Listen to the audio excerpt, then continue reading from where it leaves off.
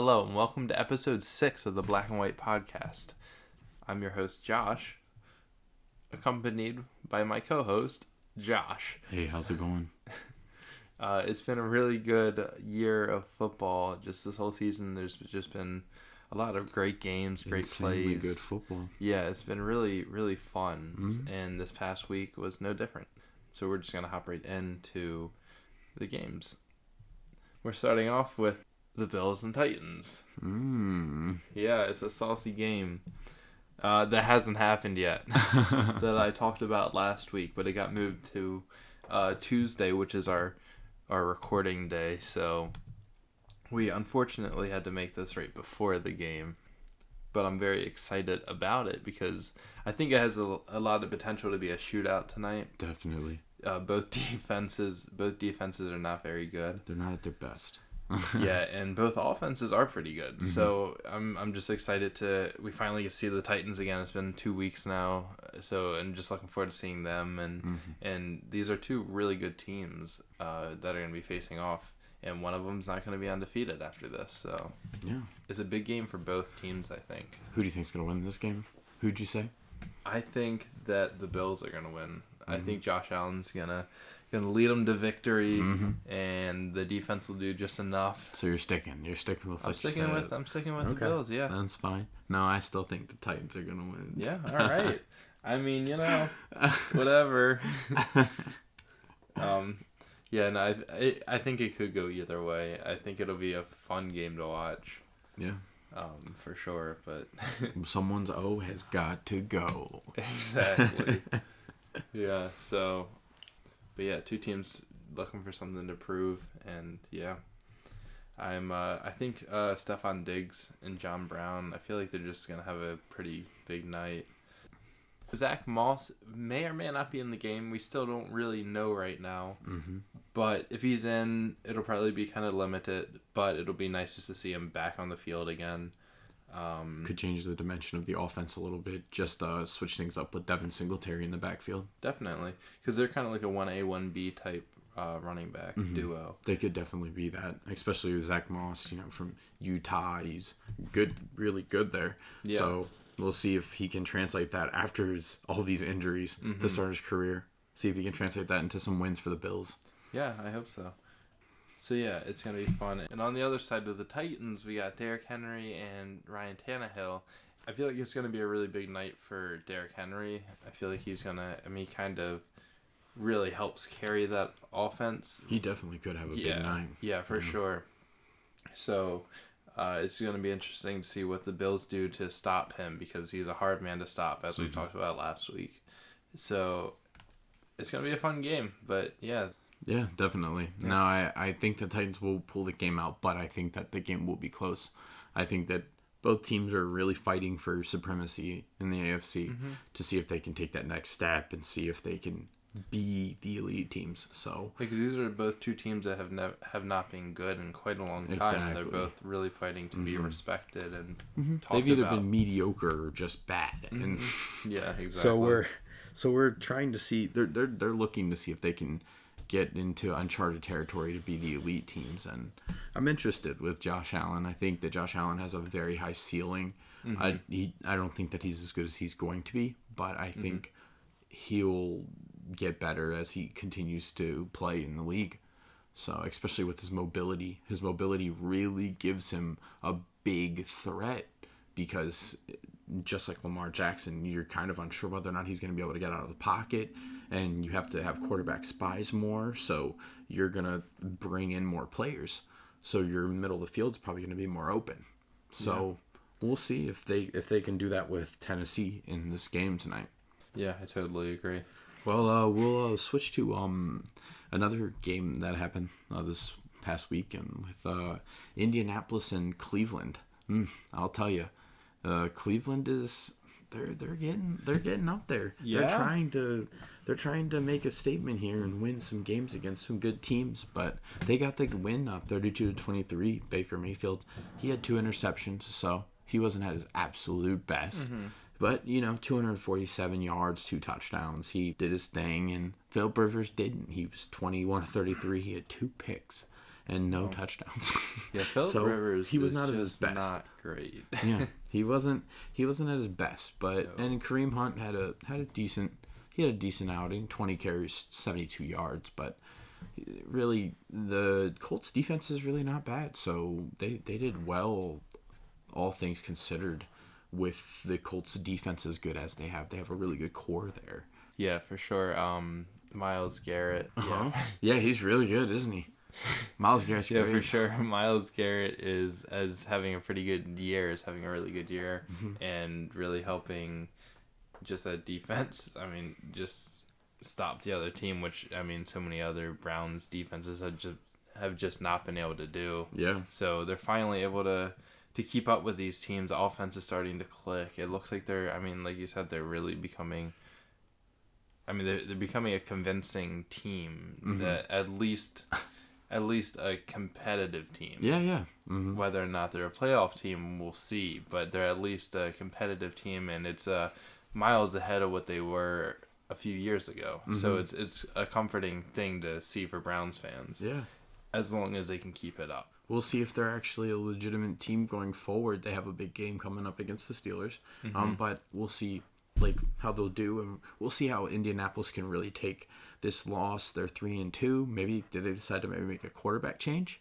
Are they maybe looking at maybe bringing Jacoby Brissett since they just paid him and then had Phillip Rivers come in? And while they're 3-2, Phillip Rivers has still been underwhelming. So we'll see if Jacoby Brissett maybe comes in and maybe takes the reins, maybe does a little bit better, because T.Y. Hilton had 6 receptions for 69 yards, but he's just not been... T.Y. Hilton hasn't been T.Y. Hilton this year. He hasn't played to his potential. He knows that he's better than this, and I just feel like Phillip Rivers just isn't getting him the ball enough. I think Phillip Rivers is more dependent on tight ends than he is on receivers. That's why Mo Alley Cox is playing well, and they have better players that are playing better than T.Y. is, because he's just not the main focus of their offense right now. Yeah, Phillip Rivers is just not that good. Yeah. I feel like, I mean, it's hard for a receiver to be as good as he can be with a mediocre quarterback. It's unfortunate, because you see a lot of careers go to waste because of that. But I think a quarterback change, if not this year, like within like the next year, for sure, if they finish off this year with him, I don't think it would be a bad idea at all, because obviously Phillip Rivers is not your long-term answer. He's just a filler guy, just until you get someone. And if you paid Brissett, why not play him and at least get him some game time? If Phillip Rivers starts losing games, I think you definitely put in Jacoby Brissett, get him some time, because like you said, you paid him, why not? No. But the next game we're going to talk about is a really great game. It was so much fun to watch and better than I thought it would be. One of the reasons is Justin Herbert, the Saints and Chargers. It was a great game. Oh, he's good. Oh, yeah, he's so good. It was a back-and-forth game. Ended 30-27 in overtime with a kick. The Chargers could have won early on. I mean, they could have won and had no overtime if their kicker made an extra point early on in the game. The kicker then had a chance to redeem himself at the end of the game. He missed, but it just hit the inside of the upright, like another 2 inches. Another 2 inches, and it would have been probably in, but it was so close. But he missed. They go into overtime. Drew Brees does his thing, and he kind of pulls out his classic Drew Brees drive and goes down and throws a lot of slants and whatnot, and gets enough yards for a field goal, and Will Lutz kicks it in, and they win. And it was funny because me and Nick were sitting downstairs, and we were talking about it. We were like, if Drew Brees loses this game, there's going to be a lot of talk about, should we put in Jameis Winston? Should we put in, Taysom Hill more? Like, whatever. But if he wins the game, there's probably going to be, no talk about that, because they're like, oh, he won, whatever, he's fine.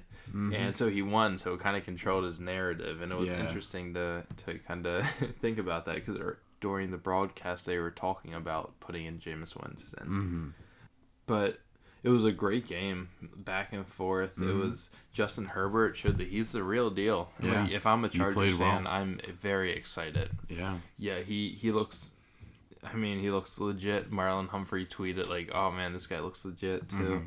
Like, he was making some throws that you would almost expect Pat Mahomes to throw. Yeah. He almost made a throw where he was getting hit and somehow got the ball off to his receiver. His receivers didn't catch the ball because it was like a good defensive play, but he was just making so many throws that just looked like a very experienced quarterback would do, and it looked like his like football IQ was pretty high, and he was making smart throws. Towards the end, when he was setting up the field goal, he had probably about 5 seconds to make a play happen or so, and it was one of those that you have to look to your first guy, dump it off to him, he goes out of bounds, or you just throw it over him because it's not there. And he immediately looked, it wasn't there, and he threw it away. And there's a lot of inexperienced quarterbacks that'll hold on to it too long. Yeah. He gets sacked or just wait too long. Yeah. And he just immediately threw it away. And that was just like high football IQ. And just pretty much everything that like people were saying, like the commentators were saying he should do, like you just saw him doing. Like, it was really good. He got 4 touchdowns. 264 yards and went 20 for 34. So he had a great night.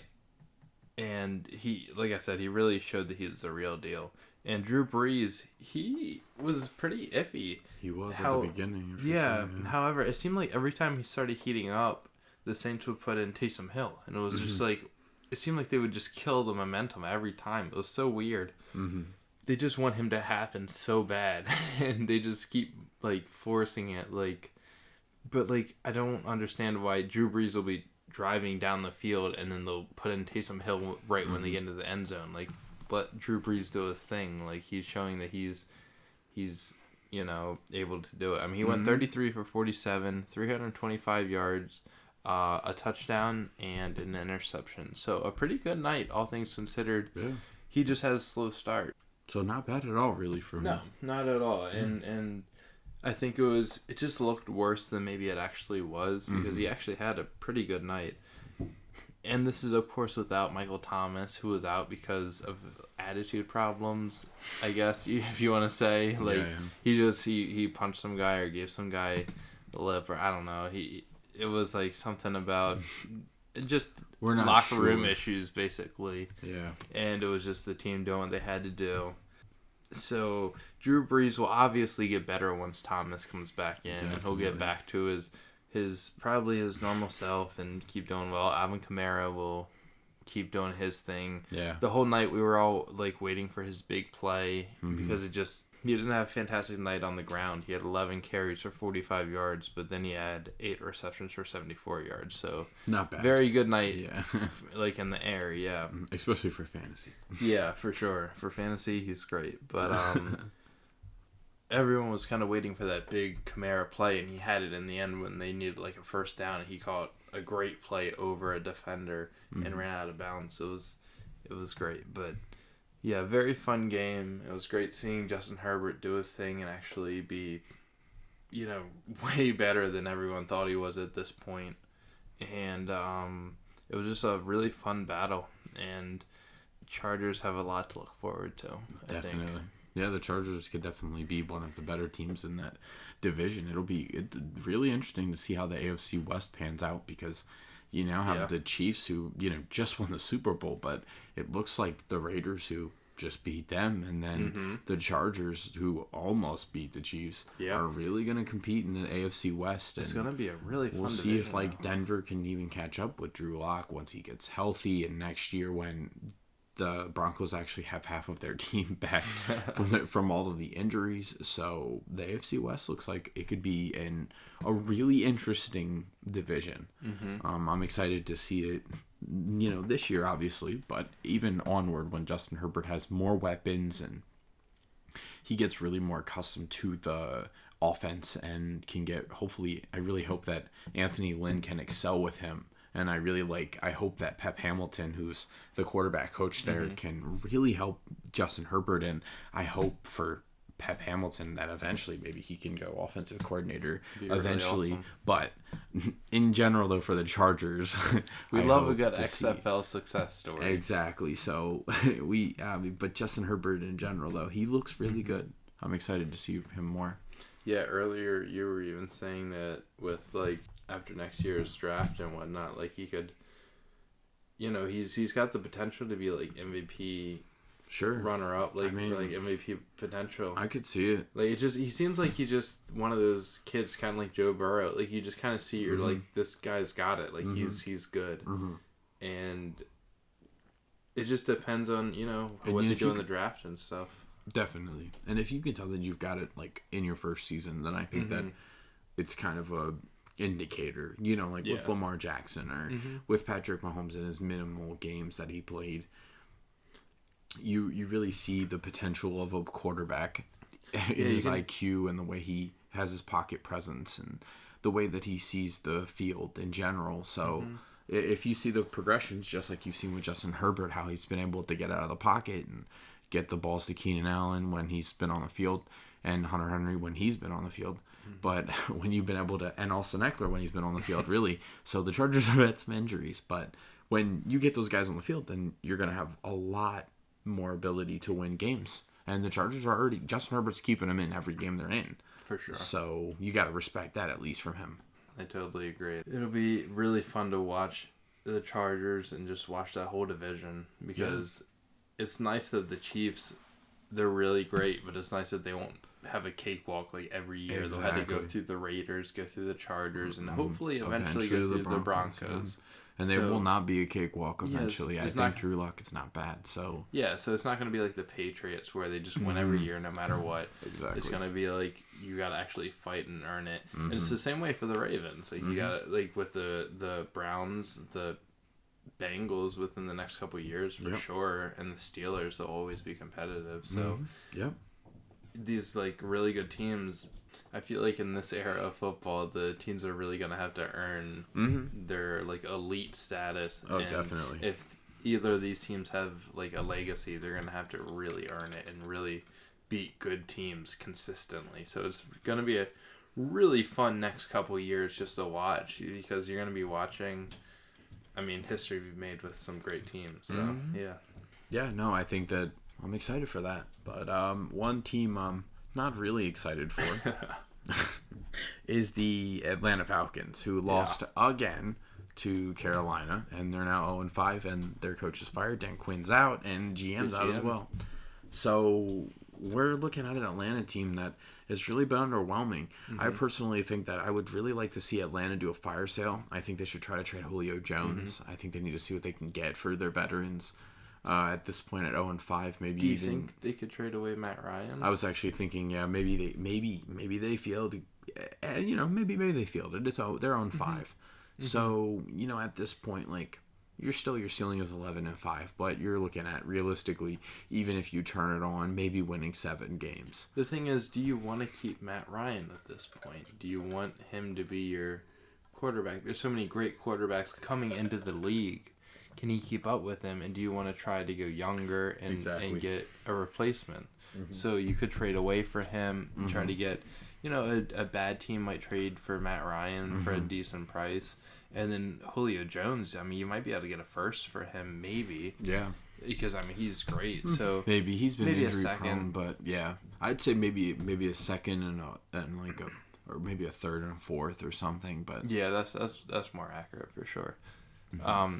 But even so, that's very good for a team that's kind of trying to rebuild. And at this point, the Ravens just did it with Flacco, who was drafted the same year, right? Exactly. Yeah. So the Falcons are getting to that point where they've got to start thinking about their future. Their quarterback's getting older. Their team's not good right now. Yeah. So, like you said, trade away your best people, get some draft just material, and just go in and get some good, good people in the draft. Good teams stay good and become good in the draft. That's the most important part of football, probably, is just the draft. Yeah, and on the other hand... Yeah, go ahead. On the other hand, Carolina, they played well, really. They did what they needed to do. Teddy Bridgewater, 27-37, had 313 yards and 2 touchdowns. So really, this was his best game, and really it's weird. Carolina lost Christian McCaffrey, and really Mike Davis has been just so comparable for them. He's been very good. So good for them. And, you know, you look at how good Mike Davis has been. He had 16 carries for 89 yards and, you know, 9 catches for 60 yards and a touchdown. So he's still producing. Well. Yeah, obviously, he's still not Christian McCaffrey, because maybe Christian McCaffrey has a little bit better of a day than he did. But Mike Davis has shown that with a heavy volume, he still can be efficient, and he really helps them win the game. Robbie Anderson did have 8 receptions for 112 yards, and DJ Moore finally had an actual decent game. 4 receptions, 93 yards, and a touchdown. But the thing is, it's against the Falcons. Exactly, and the Falcons' defense is bad. It is. So really, we think that... I feel like the Panthers are not great this year. I feel like they're, you know, Teddy Bridgewater's underperforming, DJ Moore's underperforming, Christian McCaffrey's injured, so it's a lot of obstacles. Hey, they're better than the Falcons. They're better than the Falcons. They're 3-2. It's not a bad record. So especially in that division, you know, the Saints are really not that great either. So they're 3-2, I think, themselves. So we'll see what happens and if they can maybe click. We're kind of waiting to see. So but a game that's going to be pretty exciting, I think. The Browns and Steelers. Yeah, I think. You know, we have the up-and-coming Browns, who have a lot to prove, and we have the Steelers, who don't have much to prove because they're the Steelers, but obviously they want to beat the Browns. It's a division game. It's one of those games that can get down and dirty. It's a fun game. It really could be either high-scoring or it could be super low-scoring. It's a division game. You don't really know. The Steelers' defense is really good, though, and the Browns' defense is pretty good. So I don't think it's going to be anything crazy. I think it's going to be maybe around like 20-17, like that area. But I think it's going to be a lot of fun to watch. We're going to see if Baker can take on the Steelers' defense, because we know the Steelers' defense can take on Baker. So it's more of, can he overcome that? And Myles Garrett getting to Ben Roethlisberger and stuff, and you know, Ben's getting up there in age, so he's not as mobile as he once was and as strong with, you know, avoiding sacks and whatnot. But he has a great receiving core, and James Conner, a great running back. So it's 2 really good teams. Yeah. But who do you think one has obviously been more consistent over the years than the other. So I have to go with the Steelers. I can't not pick them as much as I want the Browns to win this, because I hate the Steelers more than the Browns. I think the Steelers are going to win. You know, Mike Tomlin's a great coach. You know, Steelers fans whining about him last year. Like he's a great coach. You can't deny it. Yeah. Somehow he took that team last year way farther than they should have been. Than they really deserved to even be. So I think he'll definitely outcoach, you know, the Browns and have a game plan for them. Yeah. And the defense, I think, is going to make life kind of hard for Baker, because, you know, that line isn't that great. So, and another thing is Baker is pretty prone to throwing interceptions, and the Steelers' defense is very good. You got Minka Fitzpatrick out there just ready to snipe the ball or whatever. It's hard throwing against Minka Fitzpatrick, so it'll be a fun game to watch, and it could go either way, but I'm going with the Steelers. Okay. I'd have to say that I don't know who I'll go with. I think that this is a huge game for Baker Mayfield in his career. I think that at 4-1, you know, if they lose this game, it's fine, you know. But it is fine, you know. If they lose this game, it's not the end of the world. They're still 4-2, way over better than what they've been in the past years. And it's the Steelers. You know, you have to respect the Steelers. The Steelers are an elite franchise. But Dupree's hard to, you know. They're a good team. But I think that this is a big game for Baker, because he just has to prove that he is gonna actually finally be good. And I think this is a bigger game, maybe even more for Kevin Stefanski, because I think that he has to prove, hey, my system's working. I think that my system is able to be used, and Baker Mayfield's working perfectly in the system where I'm using a 3 tight end set is preferable, where he has 3 elite tight ends. So it works for Baker perfectly.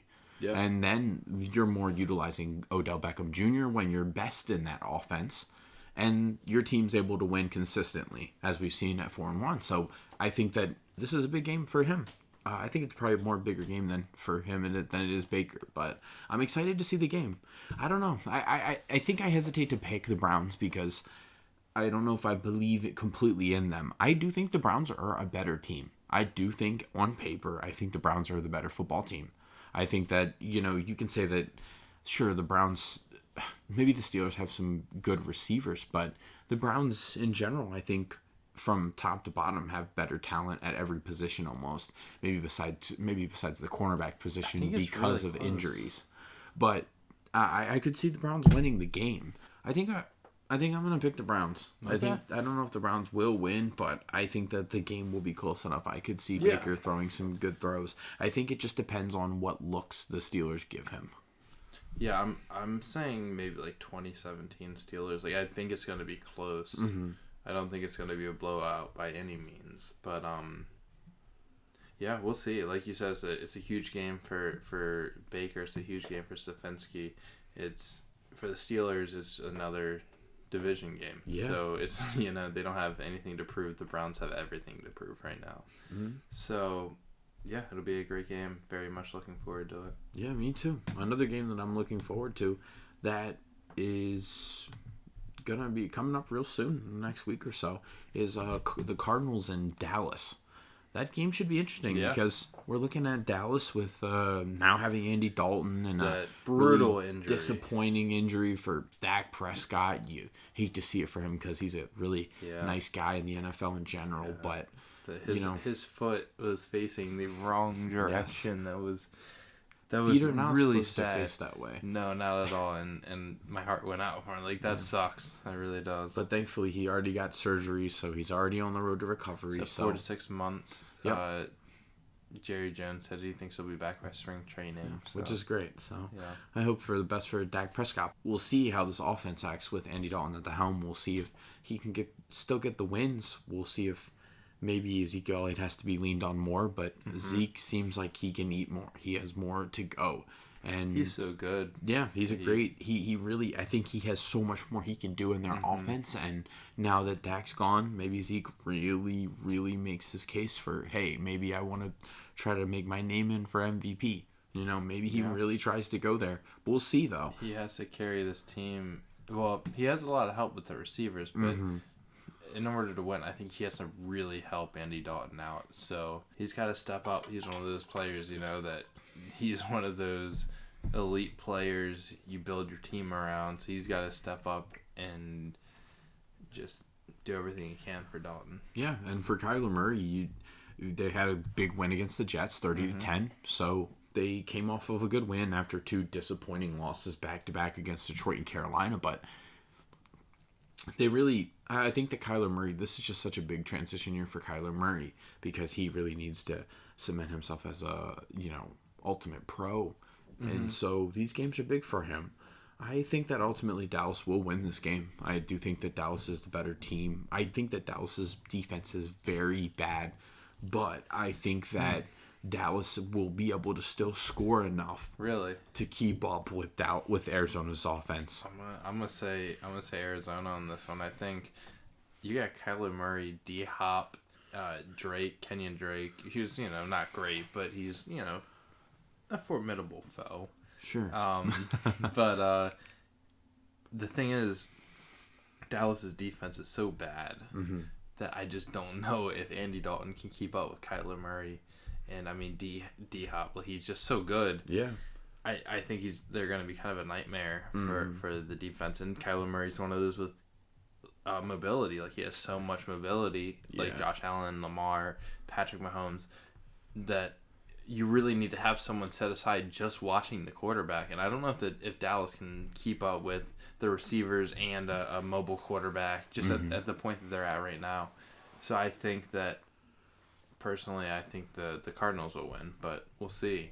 It could be a shootout. Who knows? It really depends how well Andy Dalton plays, and I have no idea how he's gonna be. Yeah, I'm excited to see in general the game, but we'll see. Yeah. Well, hopping right from the Cowboys and talking about that whole injury, we're going to hop into the Washington football team and the New York Giants, Mm-hmm. who are in the same division, and the Giants played the Cowboys last week. So they're coming off a loss from last week, 37-34 against the Cowboys. Daniel Jones didn't have any, he didn't throw any interceptions, but he didn't have any touchdowns either. So he still hasn't really been the guy that we all thought he would be. Mm-hmm. Washington, their quarterback situation right now is a little bit all over the place. They had Kyle Allen in there, and then they had Alex Smith. It was great seeing Alex Smith back on a field again, throwing after his injury. It was just really cool. His family was there, which is a cool thing to see because he's worked so hard to get back on the field. And I like Alex Smith. So me too. I'm glad that he was able to get back on the field. Yeah.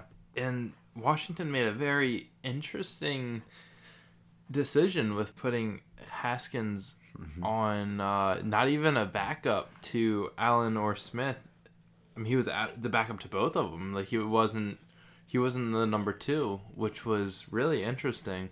So, do you think there's something else going on, or do you think that they just don't believe in him at all? I think that they said that there was just he had the stomach problem. He's had a stomach problem the last couple of days, so that's why they kept him away from the team. I think just for like maybe injury, sickness stuff. So he is going to come back. It looks like it seems as if he'll probably make his way back eventually, especially with Kyle Allen being replaced by him. Yeah, you would think that Dwayne Haskins didn't show that little to not warrant being dressed. You would think at least. Yeah, he played. I mean, he had a decent game against the Ravens last week. He got Terry McLaurin the ball quite a bit. I think he broke over. He had over 100 yards. McLaurin had over 100 yards. Haskins had over 300 yards. So it's definitely not like a benchable game. So it makes sense that if he had stomach issues. Yeah, for sure. I do think this could be a decent game. They're 1-4 against an 0-5 team, but they're division rivals. I think Washington will pull this one off. With New York still just not a good team. They don't have Saquon Barkley. Daniel Jones is okay, not great, and Evan Ingram really hasn't done much in that offense. Devontae Freeman, he's been okay. He got a touchdown, 60 yards, and 17 carries last week, but really hasn't been amazing. Just no one's really stepped up.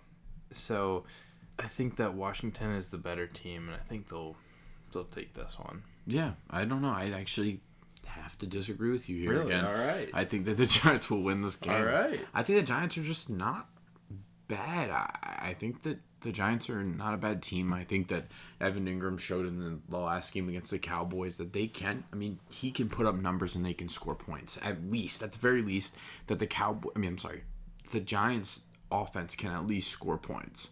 I think that if the Giants can continue off of this positive scoring effort, they can do better down the road. I think that they just have a lot to give, and Daniel Jones could at least be better, Yeah, it's just I feel like Evan Ingram could be so much better because last night, I mean, he had 2 carries for 9 yards, exactly, a touchdown, and 1 reception for 16 yards, and he's been good in the past, and everyone thought he was going to be this really good receiver for them, but he needs to step up, and he hasn't really done anything this year. And I mean, he's a big factor, I feel like, in this offense. And I think Devontae Freeman's definitely a good running back, but he's of course no Saquon Barkley, so I feel like this year they're just not really going to win much at all. It may or may not be unfair to Daniel Jones, depending on, I mean, hopefully, I think they'll give him another year or two, probably at least another year, I would think, before trying to make a decision on him. Yeah, but it's just an unfortunate year with injuries and stuff. Yeah, but we'll see who wins the game. But we'll go to the last game on the future docket today for Green Bay and Tampa Bay, the Bucks and the Packers. That should be a very good game. Tom Brady's really coming off of, not the worst game. So we'll see how he plays. He had 12 touchdowns, 4 interceptions on the season. So we'll see if he can play really well. Aaron Rodgers hasn't thrown an interception all season. He has 13 touchdowns. So Wow. We'll Two see. quarterbacks that people thought could possibly be kind of washed up this year and not that great. And they've both performed so well. Green Bay is 4-0 and Tampa Bay at 3-2. Tom Brady hasn't been, I guess, from maybe potential perspective, maybe not as well as what we were thinking, but he he's still has not been bad at all. Yeah, for sure. So I think that this game will probably be won by Green Bay. I think that Green Bay is the better team. I think Green Bay is one of the best teams in the NFL. I think Aaron Rodgers is... I know that Aaron Rodgers is one of the best quarterbacks in the NFL, and he can throw it to whoever he wants. And once he gets Devontae Adams in, he's already proven that he doesn't even need Devontae Adams to win games. So once he can get Devontae Adams in, what's their offense going to look like? Once you get an all-pro player in, what's your offense going to look like even more? Yeah. So I think that Green Bay is going to get the win. I think that Tampa Bay will definitely threaten them, and I think the game could be a little bit of high scoring. But I see Green Bay winning the game. And I'm going to disagree with you. Okay. I'm going to say I think Tom Brady's going to do his thing. Tampa Bay? Tampa Bay. I think he's going to do his thing. I think he's going to beat Aaron Rodgers and the Green Bay defense. Mm-hmm. It's just you have Tom Brady, you have Mike Evans, you have Chris Godwin, you have Scotty Miller, and then you have Leonard Fournette. Mm-hmm. And I believe... as far as I know, they're all playing this week. Mm-hmm. So they are. And then, of course, Devontae Adams might be coming back. But the Tampa Bay defense is not that bad at all. It's pretty definitely good. They have one of the better defenses in the NFL, really. It's one of the higher-rated defenses. So I think that they can keep up with the Packers. I'm going to say that I think the Bucs will win. I think it'll be a close game, but I'm going to go with the Bucs just because I think I have more faith in Tom Brady than Aaron Rodgers. Okay, all right. No, I'm excited to see that game come to fruition, though. I'm excited for it. Yeah. So hopping right from these games into our favorite segment of the podcast, the Ravens segment. The Ravens faced the Bengals last week and had a high-scoring game. What was it, 27-3 against the Bengals? It looks great on paper. The thing is, while the defense played really lights out on Sunday, the offense struggled. They still look stagnant. Yeah, they're still not really moving the ball. They're leaving points on the field. Lamar just hasn't connected with his receivers just yet. He just overthrows a lot of them. And, a lot of this could be because they didn't have as much, preseason games and training camp and whatnot. So it's something that it sucks, but I feel like eventually they're just going to click and it's going to come. It's going to happen. We got Marcus Brown with his first touchdown last week, so that was great to see. And I think a big thing is I think our running backs, we got to figure out what we want to do with them. Because it seems like we just don't know what we want to do. And, J.K. Dobbins had, one rush. Mm-hmm. And, Mark Ingram's thrown in there and Gus Edwards. I think we just had to figure out what we want to do with that. Because I think that would help us out a lot. Mm-hmm. And just kind of go with a running back. Have the others kind of like a 2 and 3, And I think we just need to commit to one. And then just kind of get Lamar just connected with his receivers. If he connects on a lot of these passes... the score is even higher than it already than it is in the end, because a lot of these Marcus Brown, he's so fast. If they can just connect, like we've been saying weeks before, kind of like a Tyreek Hill, Patrick Mahomes type deal. It's a lot like that. They definitely need to utilize him better. I think that our offense is more geared for some reason towards passing, but I think that our offense is more of a rush first offense. Yeah, it's weird that he keeps pushing the passing. Yeah, so I think that if he really pushes more run first, I would like to see Lamar Jackson throwing more variety of receivers besides just Mark Andrews and Marcus Brown. Mm-hmm. I think that he needs to fan out more. I think that they need to focus more on run for this game upcoming, which we're playing the Eagles this upcoming week. I think that the Eagles are not a bad team. I think that Carson Wentz has really not lived up to that potential MVP before he got injured. Mm-hmm. But I think that we'll still win the game. I think that we're still a better team, but I really would like to see. It seems as if the Ravens offense is playing very low percentage right now. Yeah, I feel like if they're gonna break out of that, this is a good week to do it. A good week to do it against the Eagles. Exactly. they're not a horrible team, but they're also not very good at all. So, like, you got to do what good teams do and, you know, put them in their place and kind of put them away early. And our offense has to do that. I'm not worried about our defense at all right now because, I mean, Marlon Humphrey's having like a MVP player of the year, yeah. Patrick Queen's been having a great year as well. You know, Marcus Peters, Jimmy Smith, all of them, great. So I'm not really worried about the defense. They kind of proved to me last week, like, they can put away bad teams. And I was kind of worried about, you know, the pass defense. And I still am against good teams. But I'm a little bit more comfortable with our defense than I am our offense because I just know that we can be so much better. I feel like we're putting out such a small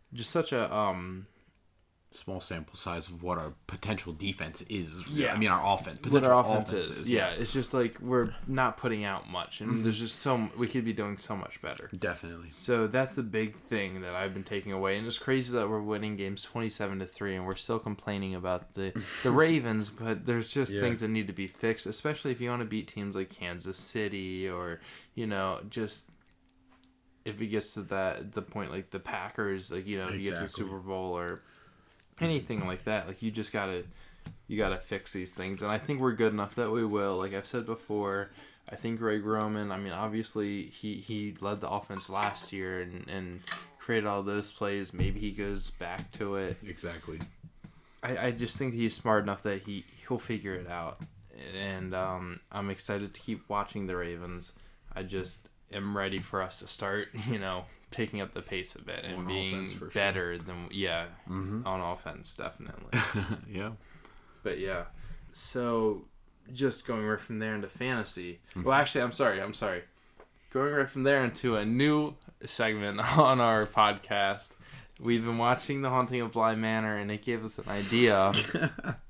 The little girl in Bly Manor describes everything as simply splendid. So we're gonna talk about the player of the week for each of us that we thought was simply splendid. So at least now it's spooky season. We have to do something. We had to do something for Halloween, and this seemed like the perfect thing. Haunting of Bly Manor, great show. Check it out. So who is your simply splendid player of the week? I will say my simply splendid player of the week is always DK Metcalf. He is just a force. He's the number 4 ranked receiver in fantasy right now. Good. I feel like he just has so much potential in that offense, and Russell Wilson and him have connected so well, and his statistics are nuts this season. He's almost had 19 in every single game or higher, and he had 27 in this game. So DK Metcalf is my simply splendid pick of the week. As he should be. My simply splendid player of the week, I think, is Justin Herbert. He really showed he is a baller. He's legit. Yeah. He went up against Drew Brees and barely lost. He lost because of his kicker. So he kept him in the game, and he threw 4 touchdowns. Yeah. I think he gave so much hope, I feel like, to the Chargers fans. Because, you know, they committed to Tyrod Taylor, but then, I mean, they found out Justin Herbert's really good. Yeah. So he's my simply splendid player of the week. I'm looking forward to watching him with all the other young quarterbacks. Definitely. So going from this part into the fantasy, do you have any players that you liked?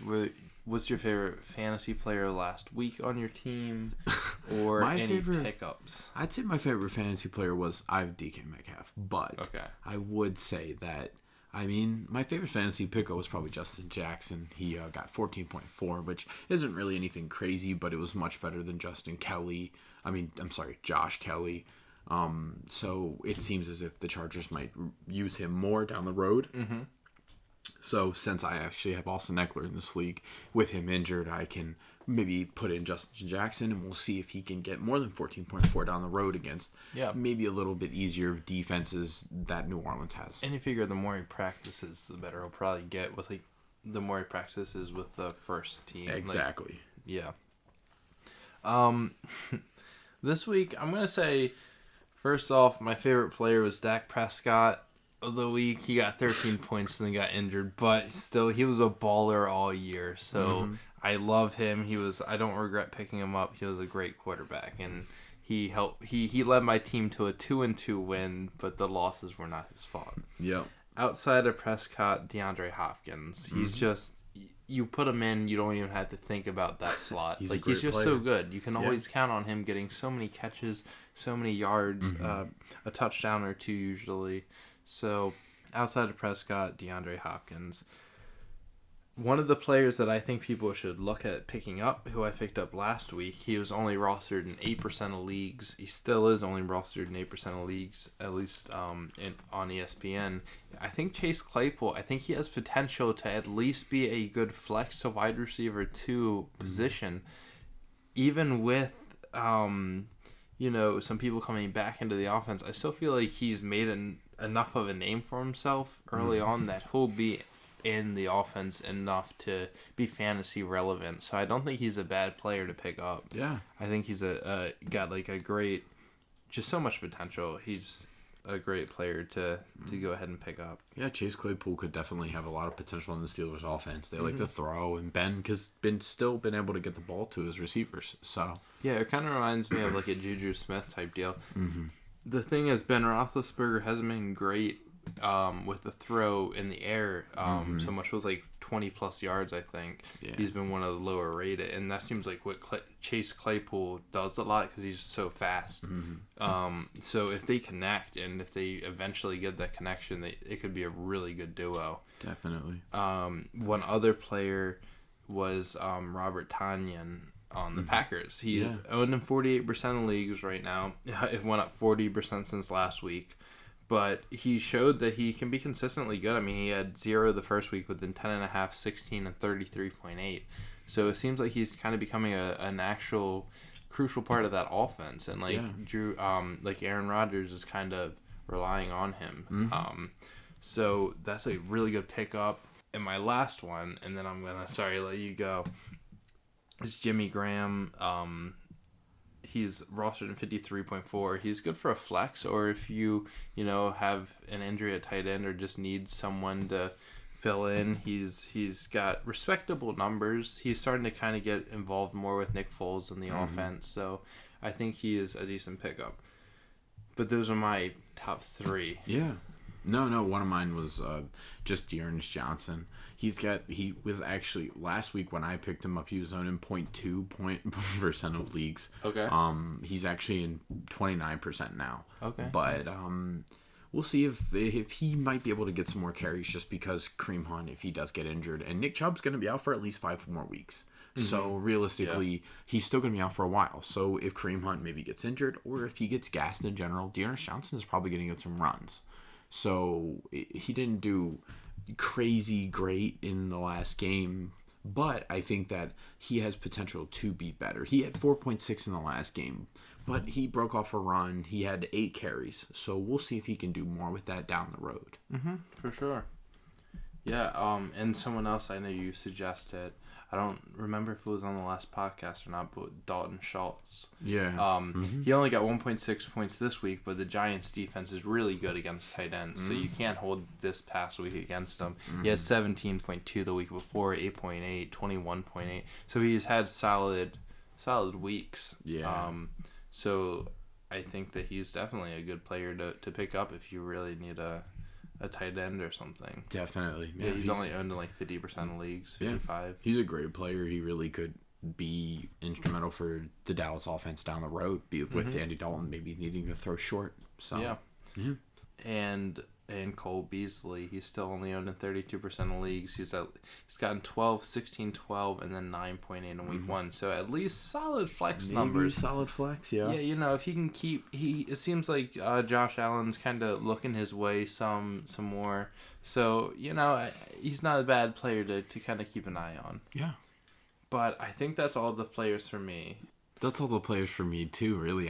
I think that there's some waiver wire players, but I think that for the most part, most of these are set until we see the other players that are injured come back, like Eckler and Christian McCaffrey. So I'm excited to see more fantasy and also see this game tonight that we're going to see soon. Yeah, I'm very much looking forward to it. But thank you so much for listening. It's been a lot of fun talking about this past week and the week coming up. It's been so much fun just doing this podcast. And be sure to like and subscribe and share with your friends. Thank you so much for listening. We really appreciate it. Yeah, thank you so much.